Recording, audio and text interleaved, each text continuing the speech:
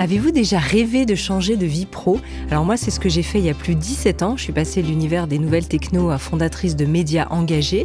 Et c'est pourquoi je suis heureuse aujourd'hui de vous présenter le partenaire de ce podcast, Chance, qui propose un parcours de coaching digital pour aller vers une voie professionnelle qui vous ressemble. Moi, ce que je trouve pratique, c'est que tout est en ligne. Vous avez des activités pour comprendre vos aspirations profondes et vous aider à structurer votre projet. Des sessions avec un coach professionnel qui est choisi rien que pour vous, sur mesure. Et le petit plus que j'aime, c'est le collectif d'entraide, un vrai accompagnement sur 12 semaines pour se sentir moins seul quand on ne sait pas par où commencer pour provoquer le changement. Et le détail non négligeable, le parcours est finançable grâce à votre compte personnel de formation.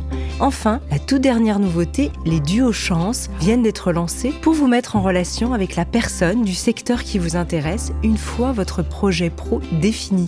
Alors les amis, pour tout savoir, allez donc jeter un œil sur le site chance.co pour faire le point gratuitement sur votre situation et peut-être sauter le pas vers votre nouvelle vie professionnelle.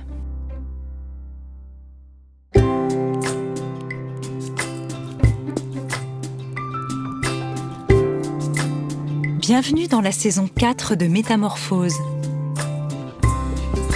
Chaque semaine, je vous invite à la découverte de sujets lumineux avec des personnalités qui portent une voix d'éveil des consciences. Métamorphose, le podcast qui éveille la conscience. Par Anne Guéquière, tous les lundis et jeudis, dès 7h. Parents, le plus beau métier du monde. Ceux qui le sont déjà le savent, la réalité est en fait bien différente. Rappelez-vous, le spectacle de Florence Foresti. Oui, être maman et papa, c'est merveilleux, mais c'est pas facile tous les jours. Votre enfant est trop comme si, ne fait pas assez cela. Je suis ton père, je suis ta mère, je sais mieux que toi. Vous évoluez entre doutes, craintes, joies et émerveillements. Pas de mode d'emploi en la matière. Un enfant, c'est une personnalité, un caractère qui lui sont propres. Et l'expérience des autres n'est jamais la même que la nôtre. Il faut le vivre pour apprendre. On ne naît pas parent, on le devient. Pour y parvenir au mieux, mon invité a décidé de nous offrir quelques clés, fruits de ses années de pratique, mais aussi de nombreux témoignages qu'elle a recueillis. Et elle a un message, chers parents ou futurs parents, à vous faire passer. Déculpabilisez, simplifiez-vous la vie. Isabelle Payot, bonjour. Bonjour Anne. Alors je suis ravie de te retrouver là, dans Métamorphose aujourd'hui. Tu es thérapeute familiale, auteur de livres best-sellers et tu diriges la Fabrique à Bonheur qui vise à promouvoir, c'est ça, la pédagogie positive ?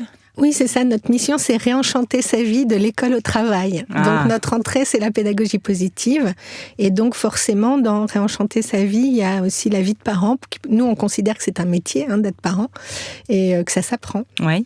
Alors, tu publies justement pour nous aider ce nouveau livre chez Erol, J'élève mon enfant du mieux que je peux et c'est déjà bien. Pourquoi ce titre, justement, un peu choc comme ça ? Le titre, il m'est tombé dessus, vraiment, parce que je me disais comment on pourrait appeler ça. Puis tout d'un coup, je sais pas, j'ai dû avoir le souvenir de J'élève mon enfant, ce best-seller qu'on nous a offert quand on était enceinte et qu'on ne lisait pas en entier, en vrai, on doit l'avouer. Et je me suis dit, d'accord, j'élève mon enfant, mais je fais du mieux que je peux. Et c'est déjà bien parce que je trouve qu'il y a une trop lourde charge d'attente sur les parents. Les parents doivent être parfaits et on l'a vu surtout en période de confinement, ils devaient être des professionnels qui continuaient, des cuisiniers 24 heures sur 24, des profs, etc. Et je me suis dit, c'est vraiment trop. Et moi, au cabinet, je reçois aussi des parents qui n'en peuvent plus, qui doutent et qui doutent trop. Parce qu'ils remettent en cause et ils remettent en question des choses qui sont vraiment la base. Donc ce titre-là, il m'est tombé dessus. Je sais pas exactement comment te dire quand il est arrivé, mais voilà, comme une intuition, peut-être sous la douche. Toi, tu as vu évoluer justement cette charge au fil des années, parce que tu pratiques depuis maintenant quand même assez longtemps, donc tu as un recul dans ta pratique. Tu as vu, alors tu disais là avec le confinement, mais globalement, tu sens que cette pression, elle monte La pression, elle est montée. Elle est d'abord montée au tout début, quand, il y a une quinzaine d'années, quand j'ai ouvert mon cabinet de psy. Je voyais que la pression, elle était vraiment sur la question de la réussite scolaire. Donc de la charge sur il faut pas que mon enfant se loupe, dès le CP, il faut qu'il réussisse, etc. Bon, avec tout ce qu'il y a, une grosse pression sur les notes, sur la performance. Et puis, au fil des années, mais aussi avec l'arrivée de méthodes d'éducation positive, eh bien, les parents parents se sont engouffrés là-dedans à juste titre, parce que c'est quand même très vertueux de vouloir faire de son mieux. Moi, je trouve ça vraiment génial. Mais peut-être trop, et donc à parler comme il faut, avoir le bon déroulé, la bonne phrase au bon moment, ne pas avoir un mot plus haut que l'autre avec son enfant, etc. Mais au risque de complètement disparaître derrière le bien-être de l'enfant. Donc moi, j'ai vu des parents qui commençaient à douter fortement d'eux-mêmes sur des choses très très simple, quoi. Se brosser les dents, l'heure du coucher, enfin, un truc de base, quoi. Et là, je me suis dit, mais on a marché sur la tête, ça a plu, parce que j'avais l'impression de les rassurer en disant des choses qui étaient basiques, mais très basiques, et de dire, mais non, vous êtes dans votre fonction d'autorité, vous êtes responsable, donc allez-y. Enfin, vous pouvez y aller en douceur. Il n'y a pas de compète avec vos enfants. Il y en a un qui fait 90 cm, l'autre il fait 1m70 minimum. Donc, soyez sûr que ce que vous faites est juste, sentez-le, quoi. Et alors, je trouve qu'ils partaient trop dans la tête et qu'ils n'étaient pas assez dans un ressenti corporel, de dire comment je me sens avec mes émotions, est-ce que là, je suis trop tyrannique avec mon enfant, ou est-ce que je lui en demande trop, ou pas assez, etc. Donc, de revenir à quelque chose de plus simple. Donc, j'ai eu envie de faire ce livre aussi pour ça, pour dire, faites-vous confiance, posez-vous, arrêtez de vous poser 1000 questions. Nos enfants, ils sont hyper gentils, ils nous en voudront jamais. Au bout de plusieurs années, on le sait pas tout de suite, hein, mais il faut attendre un petit peu quand ils arrivent vers la vingtaine, et ils nous disent ouais, finalement, c'est bien ce que vous avez fait. Je dis, mais tu te souviens quand même, on s'est un peu disputé. Bah ouais, mais c'est normal, on était tellement pénibles. Donc en fait, ils reconnaissent après. Donc c'est un travail sur la durée. Prenons le temps, gardons un cap, sachons que en fait la récompense, elle est au bout du chemin. C'est pas tout de suite, c'est pas une récompense immédiate. Et voilà, développons notre propre confiance dans notre capacité à être des parents imparfaits, mais bons quand même. Bon quand même. Alors toi, Isabelle, quelle maman as-tu été? Et aujourd'hui, tu dis que tu es passée de la maman avec le syndrome de la déesse à la maman Croix-Rouge. Je trouve ça très drôle. Oui, en fait, moi, j'ai eu des enfants plutôt jeunes. J'étais à la fois très inquiète au départ, en me disant, mais bon sang, on était si bien tous les deux, on a décidé de faire un enfant, et maintenant j'ai une responsabilité horrible sur les épaules, et j'en prends pour 25 ans minimum. Donc ça m'a vraiment déclenché une forte inquiétude sur la responsabilité. Moi, c'est mon truc. Dès petits. Mais tout petit, enceinte. Donc. Et puis finalement, voilà, on a fait du mieux qu'on a pu, certainement plein de bêtises aussi avec mon mari. Et moi, mon champ principal, mon axe principal, c'était qu'il soit en sécurité. J'avais vraiment à cœur qu'il se sente en sécurité. Donc du coup... Quand on parle de sécurité, tu parles de sécurité émotionnelle ? Je parle sécurité physique, sécurité affective, sécurité émotionnelle. Ouais. Pour moi, c'était très important, ça vient de mon histoire, donc c'était important pour moi que ce soit en place et qu'ils sachent qu'ils pouvaient toujours compter sur nous. On était là, peut-être que parfois on n'était pas au point, mais en cas de gros pépins ou au quotidien, on était toujours présent. Donc j'ai mis vraiment l'accent sur la sécurité. Et puis, au fil du temps, quand mes enfants ont grandi, finalement, moi, je me suis détendue parce que je me suis dit, ils ont chacun leur tempérament, j'en ai 3, ils ont chacun leur caractère, et je vais miser sur la confiance, je vais faire confiance dans la vie, de me dire que je les ai vus tout petits, ils avaient déjà un peu chacun ce tempérament qu'ils ont aujourd'hui, et je vais continuer à les regarder grandir, et à essayer de m'extraire, c'est pas m'extraire totalement, mais vraiment couper le cordon. Parce que, naturellement, j'avais plutôt envie d'être une maman poule. Oui. Et c'est pas bon pour eux du tout. Donc, de les laisser faire leur expérience, de leur donner la possibilité de dire, je repense à ma fille la plus jeune qui a 6 ans et demi, a dit, je veux aller chercher le pain. Il faut savoir que la boulangerie est juste en face de chez nous. Oui. Et que mon mari et moi, on était tremblant. On l'a laissé faire en donnant 1000 précautions. Et quand elle est revenue avec sa baguette de pain à la main, on aurait dit que c'était une reine. Donc, avec sa baguette magique, là. Oui, vraiment, elle avait réussi à le faire. Et nous, on était tout larmoyants, vraiment, juste pour ça, hein, la réussite d'aller chercher le pain.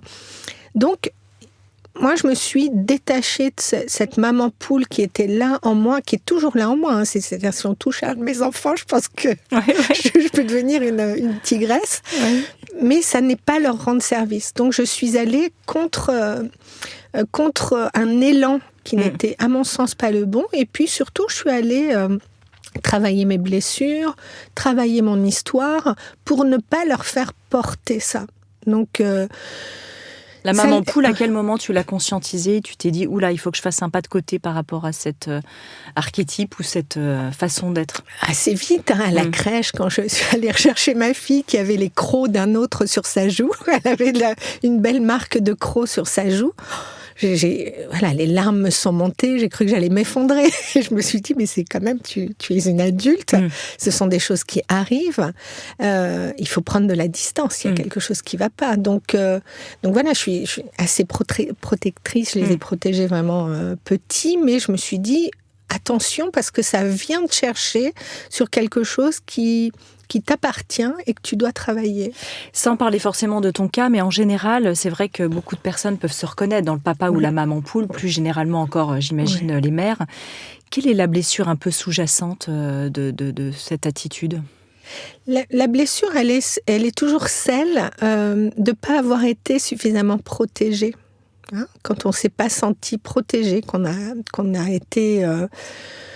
élevé dans un milieu qui était très insécure. Un coup, tout allait bien, l'instant d'après, ça n'allait pas trop. Ou bien, l'enfant, on ne le croyait pas quand il se passe quelque chose. Et je me suis fait mal et que c'est bon, c'est qu'un bobo, c'est pas grave. Il n'est pas entendu du tout. Il y a une insécurité qui s'installe. Donc, l'enfant qui va devenir adulte, il pense qu'il ne peut compter que sur lui. Donc, à partir de ce moment-là, il compte que sur lui. Donc, il est très, très fort. Oui. Très, très fort et en même temps assez fragile. Oui. Donc, il y a ça à réparer. De dire, nos parents ont fait aussi du mieux qu'ils ont pu dans le contexte qui était le leur. Donc, il y a à prendre de la distance avec ça et se dire que c'est pas parce qu'on a vécu quelque chose qui était douloureux qu'on va forcément reproduire et surtout pas en surprotégeant nos enfants. Oui, parce qu'un enfant surprotégé, ça donne quel type d'adulte ensuite ? Ça donne le même type d'adulte que les enfants qui ont été maltraités. Insécure. Tout à fait insécure, une confiance en soi très faible, une estime de soi très très faible également. Donc, il faut pouvoir laisser son enfant tomber, se faire mal un peu, être là mais pas l'étouffer. Souvent, les parents que je reçois en cabinet, je leur dis, mais arrêtez de vouloir mettre des petits matelas tout doux à côté de vos enfants pour que quand ils tombent, ils se fassent pas mal. Il faut aussi que l'enfant fasse l'expérience de la vie. Donc, il va avoir des moments où il va être triste, les relations vont pas être super à l'école, etc. On ne peut pas toujours avoir notre trousse de MacGyver pour trouver des solutions pour notre enfant, penser pour lui et vivre à sa place. Ça, c'est impossible. On peut être là pour écouter, on peut être là pour reformuler, pour demander comment tu ferais autrement, etc. Mais arrêter, il faut impérativement qu'on arrête de trouver des solutions pour nos enfants, sinon on leur coupe les ailes et on leur coupe les pattes. Est-ce que tu as le sentiment aujourd'hui, où tu observes dans ta pratique, que les réseaux sociaux contribuent un peu au mythe aussi du parent parfait ? Oui, absolument. Mais au mythe du parent parfait, comme au mythe du nomade worker qui est sous le soleil du Mexique et tout est génial, etc. Oui, on donne à voir une vie idéalisée. Donc, ou bien, moi j'ai vu aussi des gens qui montrent les petites bêtises pour que ça devienne drôle, pour qu'ils aient plus de followers, etc. Mais tout ça, c'est pas la vraie vie. La vraie vie, c'est ce qu'on vit au quotidien avec son enfant, c'est-à-dire que parfois le soir on rentre, on est fatigué d'une journée très difficile, on n'en peut plus, et la moindre bêtise, un verre renversé, des chaussures qui traînent dans l'entrée, ça va peut-être nous faire complètement péter un plomb. Oui, c'est ça. Donc, c'est pour ça que je dis, il faut d'abord prendre soin de soi, être vraiment très, très à l'écoute de son ressenti et de se dire, j'arrive je rentre à la maison avec ce dossier qui me préoccupe, avec ce collègue qui m'a cassé les pieds. Qu'est-ce que j'en fais pour pas que ça retombe sur ceux que j'aime le plus, en fait? Oui, c'est ça, parce qu'il y a cette colère qui par ricochet, souvent se déverse soit sur le conjoint, soit sur les enfants. Soit sur les enfants, oui. Ouais. Alors Freud parlait des enfants comme de petits pervers narcissiques. On pense aussi à l'enfant roi, souvent évoqué ces dernières décennies. Alors du coup, entre les deux, comment est-ce qu'on peut changer notre regard pour l'enfant pour être dans ce qu'on pourrait appeler les bons parents, avec cette idée de la bonne mère, du bon père? Oui, Freud disait que c'était des petits pervers narcissiques. Moi, je ne crois pas du tout à ça. C'est-à-dire qu'un enfant, forcément, il est centré sur lui. C'est normal, c'est normal. Il se construit, il est un peu centré sur lui et il va apprendre au fur et à mesure à être en relation avec les autres. Et nous, on va l'accompagner là-dessus. Et peut-être que quand il est petit, il va pas avoir envie de prêter ses jouets, il va pas avoir envie de dire bonjour à la dame, etc. Ça n'est pas grave. Ça, c'est de l'image sociale. On s'en fiche, on va accompagner un petit enfant qui n'est pas terminé. Le cerveau de nos enfants, il se termine vraiment vers 25 ans. Donc avant, on ne peut pas leur demander de gérer des émotions. C'est impossible. Nous-mêmes, on a du mal avec ça. On ne peut pas leur demander ce qu'ils ne peuvent pas nous donner. Donc, il faut vraiment voir notre enfant comme un être en évolution. Et se dire que le seul intérêt de l'enfant, et son seul objectif, c'est que ses parents l'aiment. Et lui, d'aimer ses parents. Vraiment, c'est vraiment la question de l'amour, elle est centrale. Partant de là, il va peut-être, pour pouvoir arriver à ses fins, avoir des petites demandes, on va dire, il manipule. Alors moi, je n'aime pas trop cette chose-là, parce que je pense que tout le monde a envie d'arriver à ses fins, et que les enfants aussi. Donc, oui, ce sont des stratégies inconscientes. C'est des stratégies qu'il met en place, donc il faut arrêter de voir de la malice là où il n'y en a pas. Et garder vraiment quelque chose d'une bonté à l'intérieur de soi, en disant, je le vois essayer d'arriver à ses fins, je vais pas rentrer dans le jeu, ou je vais lui dire, tiens, j'ai bien l'impression que tu aurais bien envie que je te donne ci et ça, mais ne pas le prendre personnellement. Je vois trop d'adultes qui pensent que leur enfant est venu sur Terre pour les embêter, qu'il a un dessein maléfique. Non, ça n'existe pas, ça. Donc, ayons ce recul, regardons l'enfant comme un être en développement, et en se disant, il est en train de grandir, il est chamboulé par tout un tas d'émotions, il a une expérience de la vie qui est limitée, il va apprendre au fur et à mesure. Accompagnons-le tranquillement. Souvent, peut-être, certaines personnes, ou nous adultes, on a tendance à les voir comme s'ils étaient déjà matures, justement, effectivement. Ce qui arrive souvent, c'est que les enfants, maintenant, de plus en plus, s'expriment parfaitement bien, ont accès à des tas d'informations. Donc, ils ont un vocabulaire, une expression qui n'est pas à la hauteur de leur expérience vécue. C'est-à-dire qu'ils peuvent très bien comprendre, exprimer les choses, mais leur corps n'a pas fait l'expérience de ça dans la vie. Donc, il y a ce décalage-là. Très souvent, moi, je vais dire ça aux enfants quand ils remettent en question ce que disent les parents. Ils disent, mais moi, je suis un être humain. Je suis aussi égal que mon père ou ma mère. Je dis, oui, ça, tu as raison. Effectivement, en termes d'humanité, on est tous pareils. Par contre, en termes de responsabilité, tes parents, ce sont tes N+1. En fait, ce sont eux qui dirigent. Pourquoi ? Pas parce qu'ils sont plus intelligents ou plus ceci, etc.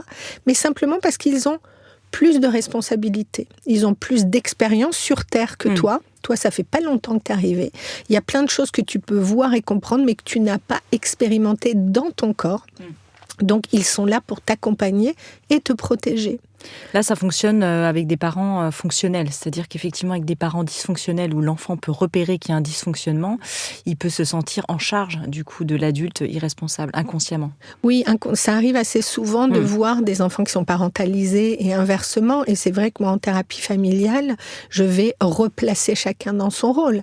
C'est-à-dire que un papa, je pense à un papa qui est en compétition avec son fils, et je lui dis, mais cet enfant a 5 ans, vous en avez 35, il n'y a pas photo. Vous êtes là, vous êtes responsable, il ne vous met pas en difficulté directement. Peut-être que ça réveille des choses chez vous, mais Il n'y a pas de malice chez lui, il veut rentrer en interaction avec vous. Donc, enlevez l'idée qu'il a, il a un objectif de vous casser les pieds quotidiennement. Regardez-le comme un enfant qui a des difficultés à apprivoiser ses émotions et accompagnez-le tranquillement. Remettez-vous à votre place d'adulte et lui va se remettre à sa place d'enfant. Donc c'est vraiment que chacun reprenne sa place. On peut dire à son enfant, parce qu'il y a beaucoup d'enfants qui interviennent en disant, encore dernièrement j'ai entendu ça, combien vous avez acheté la maison, quel crédit vous avez fait, etc.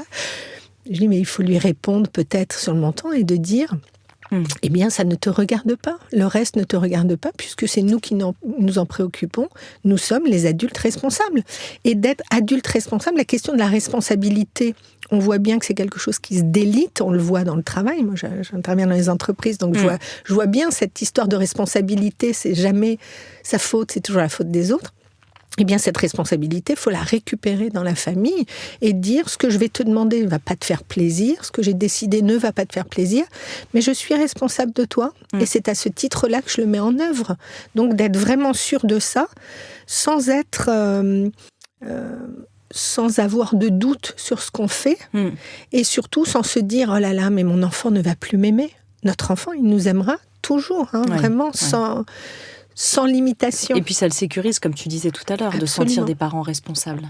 Oui, il y a un cadre qui est là, qui lui permet de se dire, bon, je peux faire confiance à ces deux personnes qui sont là, parce que s'il se passe quoi que ce soit, ils vont me protéger. C'est ça. Comment reprendre cette responsabilité concrètement ? Qu'est-ce que tu peux conseiller ? Alors, il y a cette affirmation de dire à un moment, je prends conscience et puis je l'affirme. Mais si on voit que dans nos histoires, on a du mal pour des tas de raisons, on disait tout à l'heure, il y a des blessures derrière tout ça, toujours. Entamer un travail thérapeutique ou... Il y a vraiment à faire un travail. Si on n'arrive pas à être dans ce qu'on appelle la fonction d'autorité, qui n'a rien à voir avec de l'autoritarisme, la fonction d'autorité, c'est vraiment être installé dans son rôle et sa responsabilité et que l'enfant nous dise « tu es la pire des mères » ou « je te déteste comme père », etc. Ça ne va pas venir nous chambouler parce qu'on sait bien que ça sera une réaction parce qu'il n'est pas content à ce qu'on lui demande. Eh bien, pour être installé là-dedans et ne pas avoir peur que notre enfant ne nous aime pas, il faut faire ce travail sur soi, effectivement. Quelle éducation on a reçue ? Est-ce qu'on a eu des parents qui étaient trop autoritaristes ? Est-ce qu'au contraire, ils étaient trop laxistes ? De quoi avons-nous manqué ? Quelle est la peur qui reste collée ? Si je n'assume pas mes responsabilités, qu'est-ce qui va se passer ? Donc de prendre conscience, parce que souvent les parents, ils sont super forts au travail. Au travail, ils font correctement, ils sont dans leur fonction d'autorité, il y en a qui dirigent des équipes, où ils se sentent responsables, et puis tout d'un coup, arriver à la maison sur un terrain qui est beaucoup plus affectif, ça va venir brouiller le décodeur et ils vont plus réussir à savoir dans quelle direction aller. Donc il y a effectivement un travail sur soi à faire. Si on sent que ça vient taper trop fort, qu'on est mal, quand on voit notre enfant qui va pas bien, on est trop empathique, on a envie de le sauver, etc. Il y a quelque chose chez nous qui est vraiment à travailler. Il faut aller consulter. Ça ne veut pas dire en prendre pour 20 ans de psychanalyse. On peut faire une thérapie courte, mais d'aller être aidé pour vraiment se solidifier, parce que si je travaille sur moi, mon enfant va en bénéficier.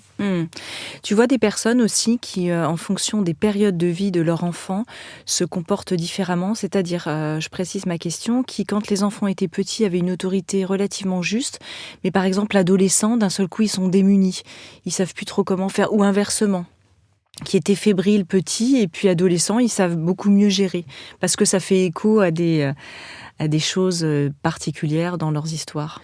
Oui, à chaque étape, ça se rejoue. C'est-à-dire que être parent d'un bébé, c'est pas comme être parent d'un enfant qui rentre à la maternelle ou qui est en primaire. Je prends l'exemple de l'école parce que c'est à ça qu'on repère le plus. Bien sûr. Donc c'est aussi là que ça va se jouer, puisque notre enfant, il va être sous le regard social. On va le faire rentrer dans l'arène sociale. Et du coup, ça va nous renvoyer une image de est-ce qu'on est des bons parents, est-ce qu'on est des mauvais parents ? On n'est pas des bons ou des mauvais parents, mais c'est ce qu'on va nous donner à entendre en disant votre enfant il bouge beaucoup ou il est trop ceci, pas assez cela. Donc il faut être solide et confiant en se disant à cette étape-là ça se passait bien, l'étape suivante je vois que c'est plus difficile pour lui. Qu'est-ce que j'ai à comprendre? Comment je m'ajuste? Comment j'alimente ma confiance vraiment de nourrir cette confiance? La même confiance qui était là au départ, elle doit vraiment nous servir de fondation jusqu'au bout. Hein. Donc il y a vraiment cette histoire-là de dire, ensuite quand nos enfants grandissent, on va devoir redéfinir des règles. On ne peut pas demander à un adolescent de se coucher à 20h30 comme à un enfant de 8 ans, c'est pas possible. Il y a des choses, on appelle ça les frontières en thérapie familiale, les frontières sont à redéfinir tout en gardant un cadre sécurisant. Parce que même si notre ado nous dit « t'inquiète, je gère », il gère rien du tout, parce qu'il n'est pas fini. Toute la partie du cortex préfrontal n'est pas finie, la planification, l'organisation, l'autorégulation émotionnelle, c'est pas terminé. Donc ils ont l'envie de ça, ils le disent pas, ils ne mentent pas quand ils disent je gère, ça va aller. Ils ont vraiment cette envie intérieure, mais ils n'ont pas encore les capacités pleines. Donc il y a vraiment à continuer à accompagner, à être à une juste distance, ne pas vouloir être trop intrusif, parce que moi je trouve que appeler son enfant constamment sur son portable pour savoir où il est, ce qu'il fait, etc. C'est un peu la prolongation du cordon ombilical. Là. Oui, c'est pas OK, parce qu'on ne le laisse pas suffisamment vivre. Donc on doit développer cette confiance-là. Et donc effectivement, ça veut dire que nous, en tant que parents, il y a des périodes où on va à nouveau être déstabilisé. On ne peut pas installer notre fonction de parent en étant très tranquille et hop, ça roule pour 25 ans. En fait, à chaque période, notamment des périodes de transition, on va devoir nous-mêmes re-questionner ce que ça vient chercher chez nous. Qu'est-ce qui nous déstabilise, qu'est-ce qui nous fait peur, qu'est-ce qui nous inquiète. Et les parents d'adolescents, souvent leur inquiétude, c'est la question de l'orientation. De dire que vont faire nos enfants, est-ce qu'il va être heureux, est-ce qu'il va trouver du travail, etc. Donc, il y a vraiment cette peur qui est là très, très, très présente. Oui. Non, c'est sûr. Alors toi, tu es spécialiste aussi des enfants atypiques. Tu as écrit un livre sur les atypiques, comme tu dis. Ils ont tous en commun, j'imagine, une forme d'hypersensibilité. Mais c'est vrai aussi que de plus en plus de parents pensent, à juste titre ou non, que leur enfant est 10, précoce, zèbre, surdoué, etc. Comment gérer ça? Parce que finalement, on entend aussi des voix qui disent tout le monde est neuroatypique et quelque part, on n'y voit plus très clair. Et ça pose cette grande question. Est-ce que finalement, l'humain n'est pas un neuroatypique par essence, quelque part? Moi, je pense que l'humain est un neuroatypique, qu'on est tous singuliers. On est tous singuliers. Mais une fois qu'on a posé un diagnostic, le diagnostic, il est intéressant de découvrir un dyslexique. Ça va permettre de dire, cet enfant a une dyslexie, on va mettre en place des choses pour faciliter ses apprentissages. Mais il n'est pas que dyslexique. C'est un enfant qui va grandir, interagir avec les autres. Donc à partir de là, moi je pense que quelles que soient nos différences, une fois qu'on a identifié la différence et qu'on la prend en charge à l'endroit où elle doit être prise en charge, eh bien il faut apprendre à interagir avec tout le monde. On va pas rester, on va pas créer des sous-groupes et se retrancher dans la communauté de tel atypisme, parce que c'est excluant. Moi, je suis vraiment pour quelque chose qui est de la diversité et de l'inclusion. Bien sûr. Donc une fois qu'on a établi ça, cet atypisme, oui, c'est important. C'est très important. On ne peut pas nier qu'un enfant qui a un trouble déficitaire de l'attention avec hyperactivité, il va être impulsif. Ça va être difficile pour lui de se concentrer. Il ne pourra pas faire ce qu'on lui demande, c'est-à-dire rester assis sagement à sa table. Donc, une fois qu'on a pris ça en compte et qu'on le regarde avec cette différence-là, on regarde aussi l'ensemble de ce qu'il est et on va valoriser aussi autre chose. On ne va pas juste pointer le problème. Bien sûr. Alors, cette question par rapport aux neurosciences et au cerveau là, qui mature jusqu'à 25 ans, c'était ça aussi ma question. C'est vrai que c'est une découverte, je crois, qui est assez récente. Oui, c'est une dizaine d'années. C'est ça, oui. Oui. Et donc, ça paraît incroyable parce que c'est vrai que la majorité est à 18 ans, 21 ans dans d'autres pays. Et quand on imagine jusqu'à 25 ans, on peut imaginer aussi que dans des temps plus anciens, la plupart des personnes étaient mariées à 18 ans ou avaient des fonctions, que certains devenaient rois et reines très très jeunes. Et ça paraît fou. Alors, comment accompagner aussi sur cette période, je dirais, de 18-25, où ils nous ont un peu échappé, mais ils sont plus là. Ils sont déjà autonomes, mais en même temps, leur cerveau n'est pas mature. On peut accompagner en étant exactement ce que tu viens de dire, c'est-à-dire les conseillers du prince. Ouais. Le prince de 16 ans qui devenait roi, il n'était pas tout seul. Il avait des gens autour de lui. Donc là, c'est la même chose. On peut rester à distance. Tant que notre enfant n'est pas complètement autonome, qu'il ne fait pas sa vie, il est quand même un peu sous notre responsabilité, puisqu'on le nourrit, on le loge, on paye ses études, etc. On peut rester à une juste place de conseil, d'observation et de conseil. Quand on a l'important, c'est vraiment de miser sur la relation. Quelle relation je veux avoir avec mon enfant ?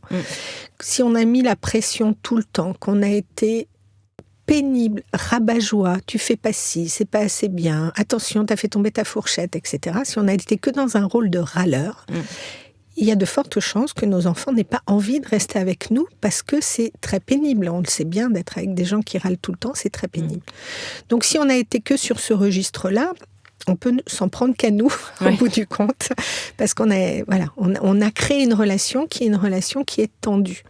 Donc la relation, c'est vraiment important parce qu'un jour, nos enfants, ils deviennent adultes. Ce sont toujours nos enfants, mais on va avoir des rapports d'adultes avec eux. Et jusqu'au bout. Et moi, je dis toujours, mes enfants détestent quand je dis ça, mais je dis, le jour où je serai sur mon lit de mort, ils me disent, mais arrête. Oui, le jour où je serai sur mon lit de mort, j'espère que vous serez autour de moi et qu'on se dira qu'on a vraiment passé du bon temps.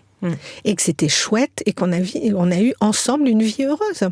Moi, c'est ça qui m'importe, vraiment, de dire qu'est-ce qu'on a tissé, qu'est-ce qui nous unit, l'amour qu'il y a, les valeurs qui sont là. Donc, de temps en temps, quand on se voit dans notre rôle de parent en train de râler pour une chaussette qui traîne, il faut vraiment se demander, est-ce que ça vaut vraiment le coup ? On peut juste dire, viens voir ici, ramasse ta chaussette s'il te plaît, merci beaucoup, et puis arrêter de râler en disant, je l'ai dit 15 fois, etc., de revenir et de faire la leçon. Je pense que faire la leçon, c'est la chose la pire pour les parents, c'est pénible.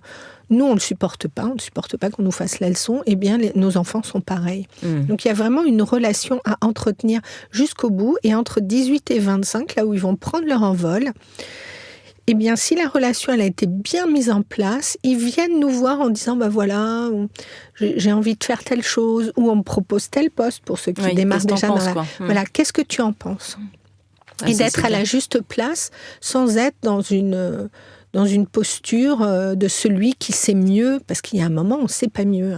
C'est ça, il faut avoir cette humilité. Exactement. Par rapport à cette pression, justement, au syndrome de la performance, c'est aussi bien expliqué dans ton livre, les parents ont tendance à mettre la pression aux enfants de plus en plus tôt, tu le disais tout à l'heure, parfois dès la maternelle, la lecture, le CP, et en même temps, on voit, et la pandémie, la crise du Covid n'a pas aidé à ça, on voit de plus en plus de détresse chez les jeunes, les ados. Comment arrêter avec cette pression permanente, là, tu le disais, au lieu de faire des grandes leçons, mais aussi d'un point de vue scolaire ? Il y a vraiment à faire... moi, j'aime bien l'idée du principe de réalité. Le principe de réalité, c'est je fais quelque chose et je viens me frotter à ce qui va en découler. Je travaille, je fais mes devoirs. Il y a de fortes chances que je me sente bien au moment du contrôle et que tout se passe bien. Et je me suis entraînée. Donc, tout va bien. Je décide de ne pas faire mes devoirs. Je me mets en difficulté. Ça va être difficile. Je ne vais pas être contente du résultat. Mais ça s'appelle le principe de réalité. Il n'y a pas de formule magique. Si je choisis de ne pas faire mes devoirs, d'un autre côté, j'ai des conséquences. Très souvent, en tant que parent, on ne veut pas faire peser ces conséquences-là sur nos enfants. Il y a des parents qui vont faire les devoirs à la place, qui vont faire la fiche de lecture à la place, qui vont faire à la place d'eux. Et je leur dis, mais laissez-lui expérimenter les conséquences négatives de ses actes, mais aussi les conséquences positives. Donc, responsabilisons nos enfants. Et c'est pas grave, on peut faire des erreurs et ensuite les modifier. Mais les parents ont tellement peur que ça dégringole d'un coup qu'ils mettent des barrières un peu partout pour éviter que l'enfant se fasse mal, pour éviter que le prof s'en prenne à leur enfant, etc. Et ça déresponsabilise. Donc, si je j'ai un acte, quel qu'il soit, il va y avoir une conséquence. Cette conséquence, elle peut être positive ou moins positive, mais au moins je vais en tirer une expérience. Vers quel âge on peut leur faire apprendre ça ? Il n'y a pas d'âge, il y a dès très tôt. L'idée, c'est que derrière, ça n'est pas grave dans l'absolu. Oui, un enfant peut avoir une scolarité de primaire, par exemple, moyenne, voilà, et puis ensuite se révéler plus tard. Il n'y a pas de déterminisme à ce niveau-là. Il n'y a aucun déterminisme. Moi, j'ai remarqué ça, en tout cas, autour de moi. Ça, c'est... Oui, mais moi, je vois, si je parle de ma plus jeune fille, elle n'est pas là, je peux en parler, elle n'écoutera pas. C'est ça. Qui adorait l'école primaire et a vécu un collège-lycée terrible. Et un désamour de l'école, une douleur et de la difficulté. Et maintenant, elle a trouvé sa place à la fac, elle sait absolument ce qu'elle veut faire et elle réussit brillamment. Oui. Donc, il y a des passages comme ça, il peut y avoir des passages à vide. Pourquoi est-ce qu'on voudrait que notre enfant soit performant tout le temps ? Pourquoi est-ce qu'on voudrait qu'il soit heureux tout le temps? Non, c'est comme nous, voilà, la vie, elle est faite de montagnes russes. Par moments, on est plutôt en bas qu'en haut. Et on va accompagner, soutenir en disant, je vois bien que pour le moment, c'est difficile pour toi, mais moi, j'ai confiance qu'à un moment, ça va aller. C'est ça, puis il y a des âges parfois un peu charnières. Exactement. Où effectivement, il y a des caps, et puis c'est pas parce qu'une année de seconde ou de première ou de troisième, c'est pas très bien passé qu'après ça peut pas se reprendre. Exactement. Ouais. Moi, je dis souvent, méfions-nous des très bons élèves. Ils jouent le jeu, ça veut pas dire qu'ils sont heureux. Moi, j'en vois beaucoup qui sont très très bons, d'excellentes notes, et avec un niveau d'anxiété extrême. Donc pour moi, c'est pas un enfant qui va bien. Les notes ne sont pas. On pourrait presque même y voir une corrélation du bien-être. Parfois oui, mais les notes ne sont pas un indicateur de bien-être. Donc attention à ça, parce que si on ne regarde que la réussite scolaire, on peut vraiment se tromper sur ce que vit notre enfant.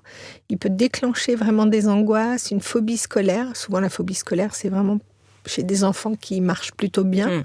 Et il y a quelque chose qui se coince. Comment justement le décharger de ce mythe de l'enfant idéal ? En étant soi-même un parent pas idéal. C'est-à-dire que si on se place sur un piédestal, en disant « moi, j'ai réussi, etc. » ou « moi, je suis toujours sans erreur, tout est, voilà, je justifie tout » ou quand nos enfants nous disent « tu vois, tu me dis de pas faire ça, mais toi, je viens de te voir. Oui, mais moi, c'est pas pareil, je suis ton parent. » Bon, moi, je trouve ça irrecevable. De se placer, d'avoir cette posture d'humilité. Nous-mêmes, on peut faire des erreurs. C'est pas si grave que ça. On peut toujours s'excuser, réparer, etc. Et de dire, tu fais au mieux. Alors, faire au mieux, ça veut dire se donner les moyens pour réussir ce qu'on veut faire. Du mieux qu'on peut. Peut-être que le résultat ne sera pas à la hauteur de mes attentes, mais c'est pas grave, j'aurais au moins essayé. Donc, d'accompagner l'action, d'accompagner le mouvement, plutôt que d'être juste fixé sur le résultat, quel qu'il soit. C'est vrai qu'un parent, quand il a, entre guillemets, réussi, je mets des guillemets, parce que alors moi, cette idée de réussite, on pourrait en parler pendant des heures. Qu'est-ce que réussir, etc. Mais quand, en tout cas, voilà, des parents sont plutôt bien dans leur basket, ont des positions dans leur travail, sont plutôt épanouis, et voilà, sur le papier, même s'ils ne la ramènent pas par rapport à leur, entre guillemets, réussite, ça peut mettre inconsciemment quand même la pression aux enfants qui se disent « Oula !» Voilà, ma maman, par exemple, dans ton cas, t'as écrit des livres, t'as monté la fabrique à bonheur, je sais pas exactement ce que fait ton mari, Isabelle, mais voilà, ils peuvent se dire, waouh, ma mère, quand même, c'est quelqu'un, entre guillemets, tu vois. Il faut que je fasse pareil, ou mieux, pas moins bien, en tout cas. Je sais pas, moi, je pense qu'il faut vraiment parler de ce qu'on aime, de sa passion. Moi, je parle de mon métier comme une passion, de ce que j'aime faire comme une passion, et je vais surtout pas la ramener en disant je vous demande de faire comme moi. C'est chercher ce qui vous motive, chercher ce qui vous donne de l'élan, chercher ce qui vous rend heureux, pourquoi vous avez envie de vous lever le matin, plus que d'essayer d'être comme nous. Ça, c'est pas du tout intéressant. Et quel que soit leur choix, nous, on a toujours dit, ok, quoi que vous vouliez faire, allez-y. Tu sais que ma grande est pâtissière, donc très tôt, on lui a dit, vas-y, et puis si tu te trompes et que c'est pas ça finalement, fais demi-tour et on retrouvera un autre chemin. Donc l'idée, c'est va tenter de faire ce qui est bon pour toi. Ouais, c'est ça. Et si on veut se placer juste en exemple, en disant « Regarde comme je suis formidable », d'abord, je trouve que si on a besoin de dire ça, c'est qu'on n'est pas très solide à l'intérieur et qu'on n'a pas vraiment confiance en soi. Mais si on est simplement juste tranquille en disant « Ce que je fais est chouette » et qu'on partage des choses qu'on aime et qui sont chouettes, nos enfants vont avoir envie d'expérimenter ça, pas de nous ressembler, mais d'expérimenter quelque chose où ils vont se dire ah ben moi j'ai envie aussi de trouver l'endroit où je vais me faire plaisir et où je me sentirai utile également. Ils te font d'ailleurs du feedback là-dessus aujourd'hui, des retours? Alors, moi, ce qui est génial, c'est que mes enfants, je leur offre mes livres, ils les lisent pas. Christophe André me disait la même chose dans une interview. Donc, c'est super. Alors, je leur dis, vous savez, je parle de vous là-dedans. Oui, ok, maman, très bien. C'est bien, tant mieux pour oui, toi. Ils s'en fichent carrément. Oui. Donc, non, il n'y a pas vraiment de... Je me doute, j'ai attrapé ça une fois que... Ils devaient être quand même un petit peu fiers, mais qu'ils le disaient à l'extérieur. Tant mieux, parce que moi, je suis pas à l'aise avec trop de compliments, ça me gêne. Donc finalement, je me dis, c'est bien, ils sont contents. J'ai demandé quand même une fois de dire, est-ce que vous pensez pas que je suis un peu absente et tout.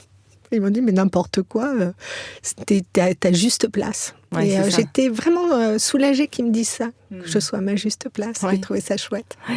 Je me souviens quand mes filles étaient petites, la personne qui les gardait et que j'aimais énormément, leur disait, je faisais des chroniques à l'époque à la télévision. Elle disait, regardez, il y a maman à la télévision. Et alors elle les regardait en disant, mais nous, on l'a à la maison tous les jours. On veut pas la voir, on veut la voir en vrai, pas forcément dans une boîte. Ils s'en fichaient complètement. Ouais. Donc c'est vrai que c'est assez drôle et assez tranquillisant de voir ça. Alors tu dis que les enfants sont fabuleux pour exprimer ce qu'ils ressentent. Si tant est que nous leur ouvrons la place pour parler et être entendus, ça me fait penser à la méthode de Faber et Maslich, là, parler pour que les enfants écoutent, écouter pour que les enfants parlent. On entend aussi souvent des personnes qui disent « Ah, j'ai du mal, je ne sais pas trop comment parler avec mes enfants, quel discours un peu adopter, quelle communication adopter ». Est-ce que tu peux nous en parler justement ? Il y a des parents qui ont absolument envie que leur enfant raconte sa journée, raconte tout. Et il y a des enfants qui racontent rien. On leur dit comment s'est passée ta journée. Bien. Ils n'ont rien envie de dire. Donc, moi, je suis pour une méthode qui ne soit pas trop intrusive. Oui. De dire, quand ils ont envie et que c'est le bon moment, il y a vraiment à se mettre dans une posture d'accueil. Mon cœur est ouvert, je suis là. Si tu as besoin, tu sais que je suis là pour t'écouter. Et quand notre enfant vient nous raconter quelque chose, par pitié, ne l'interrompons pas. Juste ouvrons nos oreilles, évitons de trouver des solutions, de donner des bons conseils.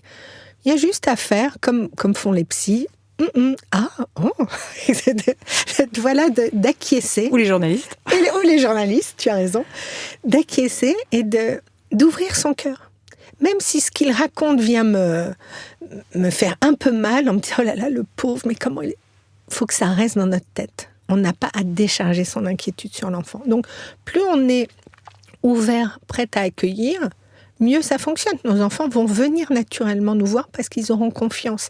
Ils ont confiance sur le fait qu'on ne va pas les juger, on ne va pas leur donner des bons conseils parce qu'ils n'ont pas besoin de ça, sauf s'ils nous le demandent. Bien sûr. S'ils nous demandent « Qu'est-ce que tu feras à ma place ?» alors là, allez-y. Mais sinon, écoutons simplement, c'est-à-dire fermons notre bouche, ouvrons nos oreilles et coupons la fonction jugement où je prépare ma réponse. Accueillons ce qui se raconte tout simplement.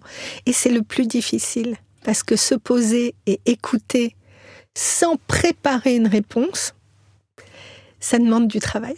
Oui, d'ailleurs, c'est un principe qu'on peut appliquer avec des adultes aussi. Avec tout le monde. C'est vrai qu'on est dans un monde où écouter est devenu compliqué, je trouve. C'est très compliqué, l'idée d'écouter vraiment et d'accueillir, même si ce que l'autre me dit, je suis en profond désaccord avec, mais de me dire, il a le droit de le dire. Ça n'est pas mon opinion, mais ça ne veut pas dire que je suis d'accord avec lui, mais simplement que j'accepte et j'accueille ce qu'il me raconte. Eh bien, avec nos enfants, si on le fait des tout petits, si on montre que leur parole a de l'importance et qu'on ne se moque pas, quand je pense aux enfants qui ont 4 ans, qui ont des premiers chagrins d'amour à l'école, et les parents tournent ça un peu en dérision, mais en fait, non, il faut être hyper sérieux sur le sujet, parce que c'est très important, c'est la vie affective qui se joue à cet âge-là. Ouais. Donc, d'accueillir ça en disant, voilà, tu sais, tu as dû être déçu ou tu devais être triste, de renvoyer quelque chose comme ça, de reformuler. L'enfant va vraiment se sentir accueilli et il aura envie de raconter. Les enfants qui ne veulent pas parler du tout, c'est souvent ils se sentent jugés ou bien ils vont se sentir dépossédés de quelque chose. Oui, c'est ça. Pour prendre le recul nécessaire, toi tu proposes aussi de mettre parfois noir sur blanc dans ta méthode, dans ce que tu proposes, de faire le bilan et de pouvoir aussi peut-être coucher ça sur le papier, nos attentes, notre propre expérience en tant que parent. Tu donnes l'exercice que tu appelles le fameux Dark Vador. Oui, c'est ça. Qu'est-ce que c'est ça ? En fait, c'est vraiment on aime regarder ce qu'il y a de super bien chez nous. On est généreux, et puis on l'entend, on l'entend partout sur les réseaux, les gens l'écrivent.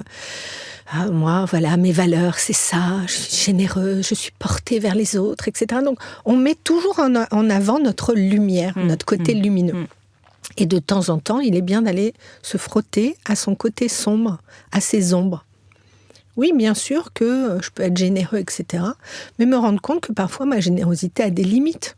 Ou qu'elle cache autre chose. Ou qu'elle cache autre chose. Elle a un besoin de reconnaissance, etc. Ou que je suis très aimable avec mes propres enfants et beaucoup moins avec les enfants de mon frère ou de ma sœur. Ça arrive aussi. Donc, de reconnaître ce qu'on peut avoir de pas terrible, donc de Dark Vador en nous, et de se confronter à ça en disant, mais c'est ok de ressentir à la fois beaucoup d'amour et par moments un peu moins, beaucoup de générosité et par moments beaucoup d'égoïsme, etc. C'est notre humanité. Notre humanité, elle n'est pas faite que d'un côté lumineux. Donc quand on va se confronter à ça, qu'on sait qu'on a en nous peut-être des moments où on va discrètement boulotter les bonbons sans que nos enfants nous voient et qu'on n'a pas envie de leur en donner, c'est ok, c'est pas très grave. Écrivons ça, soyons honnêtes avec nous-mêmes, s'il y a bien quelqu'un avec qui on peut essayer d'être honnête, c'est quand même avec soi. Ne nous enfermons pas dans un rôle du parent parfait, du père parfait, de la mère parfaite, parce que c'est ça qui va nous coincer. Tu parles aussi d'un fléau qui est la comparaison, qui est un véritable poison. Alors c'est vrai que quand je t'ai élu, là, on peut avoir tous tendance à le faire, moi y compris, d'imaginer parfois que dans telle famille, ça a l'air de se passer un peu mieux, et chez les enfants des autres, etc. L'éducation des autres, ça, c'est pas terrible. Mais non, parce qu'en fait, on se compare, soit pour se rassurer, en disant, oh là là, dis donc, le petit du voisin, il sait pas aligner 2 mots. Alors que le nôtre, il parle comme un livre. Donc voilà, ouf. Sous-entendu, on est des bons parents, alors qu'on y est pas franchement pour quelque chose, mais bon, on va essayer de se rassurer de cette façon-là. Ou bien parfois, dans des moments un peu plus noirs, on va dire oui, mais c'est pas possible, chez les voisins, tout se passe très bien. Ils regardent pas leur portable, ils lisent des livres. Ils lisent des livres, ados-là, ils mangent correctement, il faut pas livrer de pizza, etc. Donc, on va se comparer, et la comparaison, c'est un vrai poison, parce qu'à l'intérieur, on va perdre sa propre boussole. Donc, celui qui a raison sur nous un jour ne va pas être le même que le lendemain, etc. Qu'est-ce que nous, on veut pour nos enfants ? C'est quoi notre orientation ? C'est quoi notre boussole ? C'est peut-être de manger des pizzas 2 fois par semaine. Et alors ? Qu'est-ce que ça peut faire ? Les autres mangent mieux, très bien, peut-être qu'un jour je changerai. Qu'est-ce que ça peut faire ? Au lieu de nous comparer, on va essayer de voir comment on progresse dans ce qu'on met en œuvre. Il y a des choses qu'on n'arrivait pas à faire, et puis après on réussit un peu mieux, le coucher se passe mieux, ou la douche, etc. Il n'y a pas de modèle, il n'y a pas de mode d'emploi, comme dit Ben Mazué. Il y a 0 mode d'emploi. Donc du coup, on va revenir à sa boussole intérieure qui est qu'est-ce qu'on veut pour nous, pour notre famille, pour nos enfants, qui soit bon, qui soit sensé quand même, qui suivent les étapes de développement de l'enfant, qui le mettent en sécurité affective, etc., qui fassent que l'enfant se développe comme il faut. Et arrêtons de suivre les bons conseils extérieurs de « il faut que », « vous devriez » et de se comparer avec les autres. Leur histoire n'est pas notre histoire. Qu'est-ce qu'on veut pour nous ? Donc, sans jugement, on peut se dire « ça a l'air mieux chez le voisin », mais on ne sait pas parce qu'une fois que la porte est fermée, on ne sait pas ce qui s'y passe. Quand tu dis ce serait ce qu'on veut pour notre famille, est-ce qu'il serait bon de poser avec son conjoint, sa conjointe, des sortes de bases, d'objectifs ou de visions partagées et de temps en temps refaire le point ? Moi, je pense que c'est indispensable. C'est indispensable d'avoir un projet comme un projet de vie. Si on est carrément à l'opposé sur des valeurs importantes ou même sur des principes, des choses qui sont importantes pour nous, et de pouvoir les confronter avec son conjoint, c'est très important parce que c'est ça qui va nous aider à mener notre barque. Ça ne veut pas dire qu'on sera toujours d'accord. Moi, je ne suis pas pour le fait que les parents soient toujours d'accord parce que sinon, ça veut dire qu'il y en a un qui est toujours plus d'accord que l'autre, qui fait valoir son point de vue plus fort. Ouais. Mais sur les choses essentielles, il faut qu'on ait une même direction. Ça va s'exprimer différemment, mais ensuite, on va pouvoir s'ajuster. Donc, s'il y a quelque chose qui m'est très important, peut-être que mon conjoint va dire, écoutez, pour moi, c'est pas très important, mais pour votre mère, ça l'est, donc c'est elle qui va décider là-dessus. Et inversement. Mais on doit avoir un cap. Qu'est-ce qu'on veut pour nos enfants ? Que faire quand on n'est pas du tout d'accord justement avec une des visions du conjoint ? Parce que j'imagine que ça arrive souvent. Eh bien, ne pas faire d'enfant dans ces cas-là. Non, j'exagère. Non, mais on peut le découvrir. On peut le découvrir, voilà, c'est vrai. Sur la route, certains sont très stricts, par exemple, sur les sorties, alors que l'autre pense que c'est OK. Et il y a vraiment des points d'achoppement. Je pense que quand il y a des points d'achoppement comme ça vient vraiment nous chercher. Si je suis très stricte sur les sorties, quelle est ma peur derrière ? C'est derrière quelque chose, un comportement qui peut être comme ça un peu rigide. Qu'est-ce qui se cache derrière ? Quelle est ma peur ? Comment je peux prendre soin de ma peur ? Comment mon conjoint peut m'accompagner à dépasser ça ? Il y a aussi ça à trouver.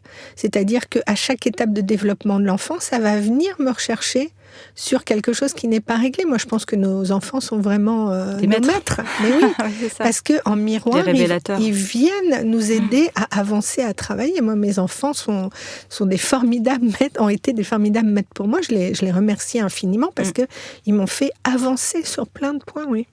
Autre poison, on parlait de la comparaison. Un autre poison, c'est le dénigrement direct ou détourné de nos enfants. Là, c'est pareil. Si j'ai besoin de dévaloriser mon enfant, comme pareil, de dévaloriser mon collègue ou mon voisin, etc., qu'est-ce que je raconte ? Je raconte pas grand-chose sur lui, je raconte surtout beaucoup de choses sur moi. Donc, de quoi ça vient ? Est-ce que moi-même, j'ai été dénigrée ? Est-ce que je ne connais pas d'autres méthodes que celle-ci et je pense que c'est en pointant les défauts, etc., que ça va réveiller mon enfant ? Or, on le sait maintenant, les neurosciences ont mis ça en lumière. C'est complètement toxique cette façon de faire. Oui. Ça casse la confiance de l'enfant, ça casse son estime de lui. Il va essayer de vous faire plaisir, il n'y arrivera jamais. Il y aura une insatisfaction qui va s'installer. C'est terrible, c'est vraiment une vraie violence, c'est une maltraitance psychologique. Donc il faut arrêter ça. Quand on s'entend devenir trop ironique, etc., on peut se dire, mais pourquoi est-ce que j'ai besoin de dire ça ? Quel est mon besoin derrière ça ? Est-ce que c'est d'exprimer mon ras-le-bol, mon énervement ? Comment je pourrais faire autrement pour ne pas le déverser sur mon enfant ? Et puis après, pouvoir lui dire, tu sais, quand tu fais ça, là, ça m'agace vraiment. Je trouve pas ça correct. Et on va lui parler à une place d'adulte, pas en dénigrant, mais en reprenant les faits clairement. Quand on a évolué en conscience dans l'éducation, parce qu'on s'est dit, tiens, il faut que je fasse un travail sur moi-même, comment est-ce qu'on peut réparer ? Est-ce que c'est vraiment réparateur de le faire en cours de route ? J'imagine que oui. Oui, bien sûr, parce qu'on peut se dire, vous voyez, quand vous étiez petit, on faisait telle chose, maintenant on trouve que c'est débile, c'est n'importe quoi, et donc on est désolé. Mais les enfants sont super sympas parce que souvent ils disent, non, nous on a oublié, ou on s'en fout, c'était pas si grave. Mais nous on le garde sur la conscience, on a une forme de culpabilité. Donc on peut toujours réparer en disant, à l'époque, j'étais comme ci, comme ça. Je vois, mon mari dit ça parfois parce qu'il était un peu stressé par son job, donc quand il rentrait, il était encore dans sa fonction de dirigeant. Et il avait tendance à passer en revue les chaussures qui traînent, là, c'est pas rangé, avant même de nous avoir dit bonsoir. Donc on était tous un peu au garde à vous. Au garde à vous, oui, exactement. Et un jour, je lui ai dit, il faut que ça s'arrête parce que on n'est pas détendu quand tu arrives et on n'a pas de joie à te voir arriver parce qu'on sait que tu vas tout passer en revue. C'est horrible, on a l'impression c'est un contrôle qualité, quoi, une norme ISO. Le tampon. Et il a entendu ça lui a fait un électrochoc et il a vraiment changé d'attitude après. Et aujourd'hui, il dit « Oh là, qu'est-ce que je pouvais être stupide quand vous étiez plus petit » Donc il revient là-dessus. Et il dit, j'ai évolué. Et moi, je trouve ça toujours chouette d'entendre un parent qui peut dire à ses enfants devenus grands, ouais, mais j'ai vraiment changé, quoi. Et grâce à vous aussi. Ça l'autorise. Oui. Ça autorise les enfants à faire de même. Bah oui, c'est ça. Oui. Et puis avoir aussi d'être plus détendu par rapport aux attentes. Quand on en parlait tout à l'heure, de dire d'être parfait. Non, on n'est pas parfait et on peut évoluer. On peut avoir des certitudes à un moment donné, des certitudes à 30 ans qu'on n'a plus à 40, etc. Si on fait un travail, une thérapie en transgénérationnel, par exemple, à quel moment est-ce qu'on peut partager ce travail aux enfants, s'il y a eu des secrets de famille, des tabous qui peuvent ensuite porter dans leur histoire inconsciente ? On peut les révéler très tôt, mais pas n'importe comment. C'est-à-dire que moi, je ne suis pas pour tout dire, donner tous les détails aux enfants. On va les protéger, parce que la parole est puissante. Donc, on ne va pas donner de détails sordides si les secrets de famille sont un peu douloureux, etc. Je pense à l'inceste ou des abus en tout genre. Oui. Donc, on va juste dire que des adultes ne se sont pas comportés comme des adultes et qu'on blessé un enfant, etc. Mais en fonction de l'âge de l'enfant, on ne va pas trop en dire. Mais il faut le dire le plus tôt possible parce que nos enfants ressentent infiniment cette chose-là. Je ne sais plus si je l'ai écrit dans mon livre, tout d'un coup ça m'échappe, mais ma fille avait tendance à tomber, à se déplacer le sacrum régulièrement. Et l'ostéopathe m'avait dit, mais vous savez, souvent quand ça se répète, c'est qu'il y a des secrets de famille, notamment autour de l'inceste et des abus. Et j'ai découvert ensuite ce qu'il en était. Et je l'ai dit, elle était petite, elle devait avoir 7 ans, et je lui ai expliqué avec des mots simples et je n'ai rien dit de sordide ou qu'elle ne puisse pas encaisser à son âge. Et ça s'est arrêté. Elle ne s'est plus jamais déplacée le sacrum. Tout ce qui est somato-émotionnel, évidemment. Très important de le dire suffisamment tôt en disant ça ne t'appartient pas, toi tu l'as ressenti, donc ton corps, il répond de cette façon-là, mais ça n'est pas à toi. Donc décharge-toi de ça, d'accompagner comme ça. On s'approche de la fin de ce podcast. Isabelle, j'ai encore quelques questions. Comment est-ce qu'on peut apprendre l'autorégulation émotionnelle ? Est-ce que ça peut être assez simple ? Il y a déjà à savoir quelles sont les émotions. Et puis, deuxième étape, il y a à les sentir. Mais les sentir dans son corps. Parce qu'il y a beaucoup de gens qui parlent des émotions, qui comprennent les émotions dans leur tête, de façon cognitive, mais qui ne les ressentent pas. Or, la colère, c'est pas juste dans la tête. La tristesse, elle n'est pas dans la tête. La tristesse, ça peut être un poids lourd sur notre poitrine. La peur, ça peut être une boule dans notre estomac. La tristesse, ça peut être comme l'impression d'avoir la gorge qui se resserre avec une boule un peu chaude dedans. Donc, il faut pouvoir identifier ce que l'émotion fait sur notre corps. On va partir de la sensation corporelle, puis on va dire, tiens, j'ai une boule dans la gorge qui me resserre, j'ai du mal à respirer et je me sens triste. Voilà, on n'a pas la même façon de ressentir. Oui. Certains vont avoir, des crépitements sur le corps, etc. Quand ils sont en colère ou ça leur chauffe la tête, etc. Il faut partir de la sensation corporelle, avoir suffisamment de vocabulaire émotionnel et de la nuance dans le vocabulaire émotionnel. Je peux être inquiet. Je peux être agacé, je peux être furieux. Donc cette nuance-là, d'apprendre un petit peu les mots, de comprendre ça, et du coup de pouvoir étiqueter. Mais pas trop vite, parce que quand l'émotion arrive et nous traverse, on ne peut pas être en train d'analyser. Ah oui, on n'est pas schizophrène à ce moment-là. On est juste en train de vivre. Donc on regarde ça passer, on respire, on se pose, on s'isole, on met une musique. On va trouver une solution pour nous. Et du coup, on apprend à s'auto-réguler. On ne se laisse pas envahir. Et puis, on apprend les petits signaux. C'est-à-dire qu'on n'est pas en colère directement. Tout va bien et je suis en colère l'instant d'après. Il y a plein de petits signaux auxquels on ne fait pas attention souvent. Et c'est ça qu'il faut apprendre à décrypter. Allez, pour la fin, un rituel préféré pour vivre en harmonie en famille. Toi, je sais que tu es aussi une fan du yoga du rire. Oui, moi j'adore ça. Je trouve que à table, on faisait ça avec les enfants quand ils étaient petits. Ça finissait, mais vraiment en fou rire. Chacun notre tour, on faisait un rire. Donc, oui, ou bien un rire avec une grosse voix. Là, ho, ho, ho, ho. Chacun inventait un rire. Et de mettre en mouvement ce rire fait que la famille, au bout du compte, explose de rire et qu'on a vraiment toute notre chimie joyeuse qui se met en route. Donc un petit rituel comme ça qui permet de détendre l'atmosphère, de se déstresser et surtout d'alimenter de la joie. Moi, je suis vraiment pour que la joie soit au sein de la famille, que même adultes, on fasse des bêtises. Moi, j'adore faire des se déguiser. Oui, se déguiser, ou bien de sortir des blagues, ou de faire de passer en dansant au milieu du salon, etc. Ouais. Faire des choses qui sont un peu décalées, ça fait vraiment du bien, parce qu'on arrête de se prendre au sérieux.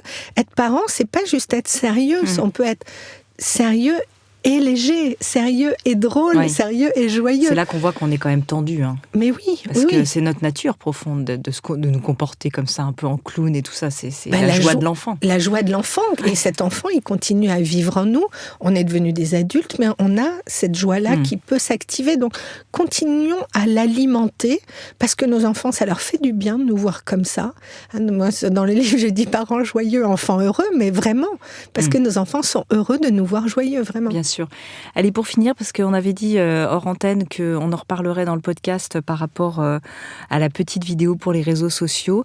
Tu dis qu'en France, près de 2 écoliers sur 3 commencent leur journée avec un déficit hydrique. Donc là, le dernier petit conseil de la fin, c'est buvez le matin, c'est important. Mais buvez de l'eau régulièrement. Mettez une petite bouteille d'eau dans le cartable de votre enfant. Alors je disais le matin parce qu'avant de partir à l'école, déjà on peut leur donner... Déjà, on peut leur donner un verre d'eau, même ceux qui n'aiment pas boire, il y a des enfants qui n'aiment pas beaucoup boire, on prend un petit verre, puis un plus grand, etc. On va les habituer à sentir la soif, parce que certains enfants n'ont pas ce déclencheur de la soif, mais il faut les hydrater tout le temps, pas seulement l'été quand il fait chaud, même en hiver. En hiver, on est souvent en déficit hydrique, donc plus on va leur donner, notre cerveau a besoin d'eau, notre corps a besoin d'eau, et ça va donner des enfants qui vont être beaucoup plus tranquilles, plus apaisés, plus attentif, moins en train de pleurer ou à se sentir mal, à chouiner. Parfois même avoir mal à la tête. Chez les ados, on le voit. Des maux de tête, effectivement. Donc souvent, quand vous voyez que votre enfant ne va pas trop bien, pensez à lui donner de l'eau et prenez de l'eau aussi. Oui, super. Très bonne conclusion. Et puis cette conclusion aussi dans ton livre, tu dis « Fais de ton mieux et n'oublie pas d'être heureux ». C'est pas anodin, je pense, si tu as choisi ces mots de Christophe André, Isabelle Paillot pour conclure ton livre. Parents joyeux, enfants heureux, voilà le message des parents ou des futurs parents qui doivent retenir de cette interview, sans oublier de se poser sans cesse la même question, quel parent je veux être, c'est important. Je rappelle le titre de ton livre, J'élève mon enfant du mieux que je peux, et c'est déjà bien, aux éditions Erol. Merci beaucoup Isabelle. Merci Anne. Évidemment, je ne l'ai pas dit, mais on peut te retrouver aussi sur le site internet lafabriqueabonheur.com et sur tes réseaux sociaux, notamment sur Facebook, La Fabrique à Bonheur, et puis tes réseaux sociaux personnels, Isabelle Paillot. Merci. Merci à toi.